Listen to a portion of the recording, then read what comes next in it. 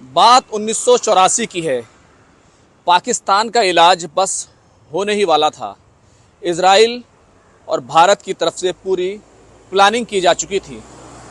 जामनगर से इजराइल के F-15, F-16 लड़ाकू विमान फ्लाई लेने वाले थे, उड़ने वाले थे, और भारत के जैगवार को भी उसमें साथ देना था। पूरा प्लान तैयार था और पाकिस्तान की बर्बादी की तारीख लिखी ही जाने वाली थी, लेकिन ये नहीं हुआ। मैं हूं खुर्रम शहजाद और आप देख रहे हैं न्यूज़ 18 का डिजिटल प्लेटफॉर्म। दरअसल हम देखते हैं जब भी भारत पाकिस्तान में या फिर किसी दूसरे के साथ पाकिस्तान की कोई कशीदगी होती है, कोई संकट खड़ा होता है, तो पाकिस्तान सीधे तौर पर धमकी देने लगता है कि वो न्यूक्लियर पावर है, वो एटम बम गिरा देगा और बर्बाद करके रख देगा, खुद भी बर्बाद हो जाएगा, लेकिन दुनिया को भी बर्बाद कर देगा। लेकिन क्या आप जानते हैं कि 1984 में पाकिस्तान की इस गीदड़ भपकी का पूरा इलाज होने वाला था। 1984 में मैडम इंदिरा गांधी, जो उस वक्त प्रधानमंत्री थी, उनको इजराइल की तरफ से एक प्रपोजल आता है, एक प्लान आता है कि पाकिस्तान का जो न्यूक्लियर प्रोग्राम है उसको बर्बाद कर दिया जाए। इजराइल ने पेशकश की थी, इजराइल ने प्लान ये बनाया था कि इजराइल के जो लड़ाकू तैयारे हैं, लड़ाकू जहाज़ हैं F-16 और F-15, वो भारत के जामनगर से उड़ान भरेंगे और भारत का जैगवार जो है वो भी उनका साथ देगा, और फिर जाकर पाकिस्तान का जो न्यूक्लियर प्रोग्राम है, जो उस वक्त न्यूक्लियर प्रोग्राम पाकिस्तान का चल रहा था, उसको बर्बाद कर दिया जाएगा।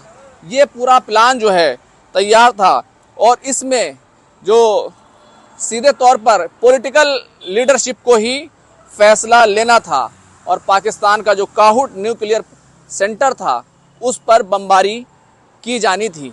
जामनगर से सीधे तौर पर पाकिस्तान के अंदर लड़ाकू विमान जाते और वहाँ पर जाकर बर्बाद कर देते, और इजराइल दरअसल पाकिस्तान के न्यूक्लियर प्रोग्राम को एक खतरे की तरह देख रहा था, जैसे कि उसने अपने आसपास के अरब देशों के न्यूक्लियर प्रोग्राम को खतरे की तरह देखा था, जैसे कि सद्दाम हुसैन के इराक को भी उसने खतरे की तरह देखा था और 1981 में इराक के न्यूक्लियर प्रोग्राम पर बमबारी करके उसको तबाह कर दिया था।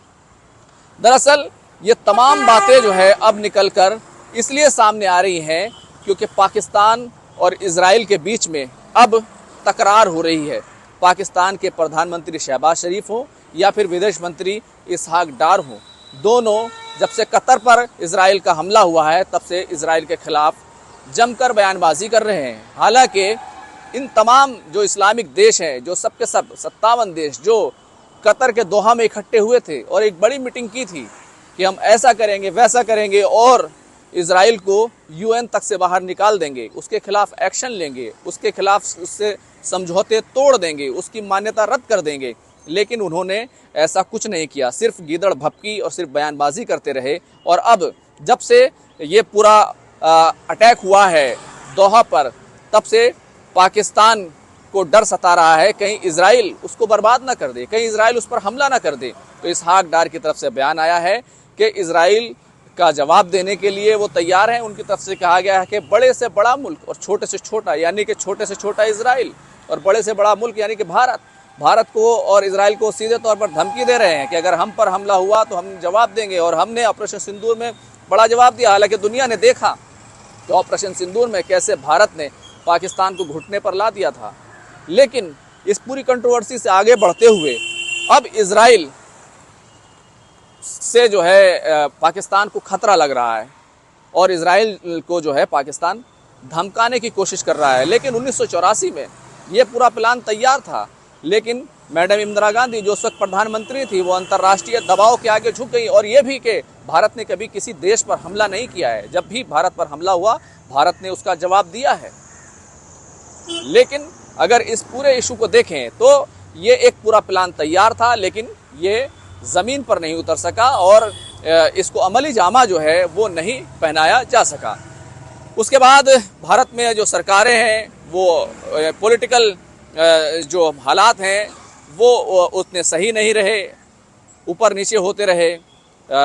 जनता पार्टी आ गई और जनता पार्टी के बाद जो है और उसी बीच जो है इंदिरा गांधी की हत्या कर दी गई, वो उनकी शहादत हो गई। उसके बाद राजीव गांधी प्रधानमंत्री बने और राजीव गांधी के प्रधानमंत्री बनने के कुछ समय के बाद उनकी भी जो है शहादत हो गई, उनकी भी हत्या कर दी गई। तो कुल मिलाकर 1999 में जब भारत ने 1998-99 जब भारत ने परमाणु अपने आप को शक्ति घोषित किया, उसके फ़ौरन बाद जो है पाकिस्तान ने भी न्यूक्लियर धमाका करके अपने आप को परमाणु शक्ति, न्यूक्लियर पावर जो है घोषित कर दिया। तो कुल मिलाकर अब जो पाकिस्तान की ये गीदड़ भपकियाँ आती रहती हैं, उसका जो है सीधे तौर पर इलाज 1984 में ही होने जा रहा था, लेकिन वो नहीं हो सका। उस वक्त के सियासी और मुल्क के राजनीतिक हालात जो थे उतने बेहतर नहीं थे और मैडम इंदिरा गांधी जो 1971 में अमेरिका के आगे नहीं झुकी थी, लेकिन इस पूरे मामले में उन्होंने इजराइल का जो पेशकश थी, इजराइल का जो प्लान था, उसको उन्होंने रिजेक्ट कर दिया। दरअसल एक किताब है एड्रियल लेवी और कैथरीन स्टाक क्लार्क की, जिसका नाम है डिसेप्शन। उस किताब के अंदर इस पूरे मामले पर जो है लेख है और इस पूरे मामले को वहाँ पर विस्तार से लिखा गया है। अगर देखें तो इजराइल ने जिस तरीके से कतर पर हमला किया, उसके बाद तमाम इस्लामिक देश इकट्ठे हुए थे। ईरान के राष्ट्रपति से लेकर रजब तैयब अर्दगान तक, मसूद पेज़ेश्कियान ईरान के जो राष्ट्रपति हैं वहाँ से रजब तैयब अर्दगान तक, इसी तरह जो है सऊदी अरब से जो वहाँ के शहजादे हैं सुलेमान तक, ये सब लोग इकट्ठे हुए थे। अब्दुल फत्ताह सीसी, महमूद अब्बास, सभी लोग इकट्ठे हुए थे और एक बड़ी मीटिंग तो ज़रूर की और तमाम तरह की मजम्मत की, तमाम तरह की बातें की, लेकिन कोई एक्शन प्लान जो है वो निकल कर सामने नहीं आ पाया। लेकिन अगर ये इलाज हो गया होता 1984 में, तो पाकिस्तान जो अब जिस तरह की गिदड़ भपकियाँ देता रहता है, लोगों को डराता रहता है, धमकाता रहता है, उसका भी इलाज हो चुका होता। और कुल मिलाकर अगर कहें कि इजराइल जो है वो शुरू से ही पाकिस्तान को एक खतरे की तरह मानता है और पाकिस्तान भी अपने आप को ऐसा दिखाने की कोशिश करता है वो इस्लामिक दुनिया का नेता है, इस्लामिक देशों का नेता है, और किसी इस्लामिक देश पर खतरा मंडराएगा तो पाकिस्तान जो है उसके जो विरोधी मुल्क होगा, उसका जो दुश्मन मुल्क होगा, उस पर जो है एटम बम गिरा देगा, अपनी शरण में लेने की बातें करता है। तो पाकिस्तान को न्यूक्लियर पावर से नेता बनने का ज़रूर मौका मिला है कि वो नेता अपने आप को नेता घोषित कर देता है, हालांकि कोई उसको नेता मानने के लिए तैयार नहीं है, न सऊदी अरब न तुर्की, बस एक न्यूक्लियर अकेला पावर मुल्क है। तो उसकी जाहिर सी बात है थोड़ी वैल्यू तो बनी रहती है, लेकिन हिंदुस्तान ने जिस तरीके से बहुत ही शांतिपूर्वक तरीके से अपने न्यूक्लियर प्रोग्राम को चलाया, कभी किसी को धमकी नहीं दी, बल्कि हमेशा इसका जो है बेहतर इस्तेमाल किया, अपने देशवासियों को बिजली और दूसरी जो पावर की जो ज़रूरतें हैं उनको पूरा करने का काम किया। ये सिर्फ भारत है और भारत किसी को धमकाता नहीं है। अब पाकिस्तान का इलाज जो है वो क्या 1984 में हो जाना चाहिए था? इस बारे में आप लोगों की क्या राय है? क्या मैडम इंदिरा गांधी ने क्या ये सही किया कि उन्होंने पाकिस्तान को लेकर जो इजराइल का प्लान था उसको अंतर्राष्ट्रीय दबाव के सामने रिजेक्ट कर दिया और हमला नहीं किया? और क्या पाकिस्तान का जो देश है उसका इलाज आखिर क्या है? आप लोग ज़रूर अपने कमेंट में बताइए कि किस तरीके से पाकिस्तान का इलाज होना चाहिए। खुर्रम शहजाद, न्यूज़ 18 दिल्ली।